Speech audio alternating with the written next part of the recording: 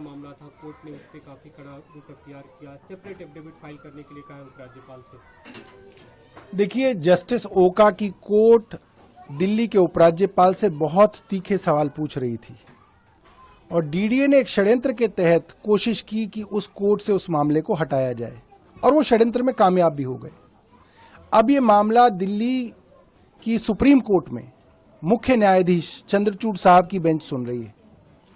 चंद्रचूड़ साहब ने भी एलजी साहब से बहुत कठिन सवाल पूछे हैं और भारत के इतिहास में पहली बार हो रहा है कि उपराज्यपाल को कोर्ट के अंदर हलफनामा देने के लिए कहा गया। अब तक उपराज्यपाल का पद इतना गरिमामय हुआ करता था कि कोर्टों के अंदर उनको इम्यूनिटी होती थी।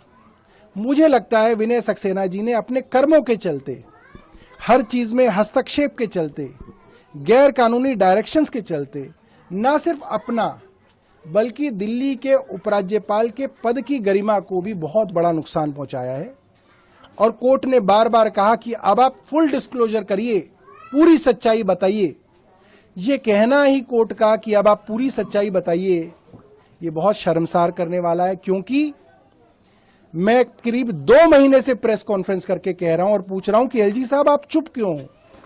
एलजी साहब जो रोज प्रेस वार्ता, माफ कीजिएगा, प्रेस रिलीज देते हैं, वो इस चीज पे इतना चुप क्यों है? वो क्यों नहीं बता रहे थे कि 3 फरवरी को वो गए? क्यों उनकी तरफ से इस बात को छुपाया गया? क्यों कोर्ट को बार बार सवाल करके इस बात को स्थापित करना पड़ा कि 3 फरवरी को एलजी साहब उसी जगह गए थे जहां पे पेड़ कटने थे? एलजी साहब के विषय में डीडीए की ईमेल कहती है कि एलजी साहब के निर्देशों पर वो पेड़ काटे गए और बिना सुप्रीम कोर्ट की, बिना दिल्ली सरकार की अनुमति के काटे गए। आज दिल्ली के अंदर ग्रैप वन लगा हुआ है, इतना पोल्यूशन है और एलजी साहब दिल्ली के अंदर पेड़ कटवा रहे हैं, जंगलों के अंदर पेड़ कटवा रहे हैं। ये बहुत गलत काम है। कोर्ट ने भी क्या किया गया, जैसे कोई किसी अधिकारी पे इस मामले में एक्शन नहीं ले जाए, उसकी भी जानकारी? देखिए, मैं करीब 10 सालों से सरकार के काम देख रहा हूं। क्या यह संभव है एक एग्जीक्यूटिव इंजीनियर की इतनी हैसियत है कि वो दिल्ली के जंगल में 1100 पेड़ कटवा दे और फॉरेस्ट डिपार्टमेंट का कोई आदमी आए भी नहीं, पुलिस का कोई आदमी देखे ही नहीं? 1100 पेड़ों की लकड़ी कटी और ट्रकों में भर भर के गई, ना फॉरेस्ट डिपार्टमेंट को पता चला, ना पुलिस को पता चला।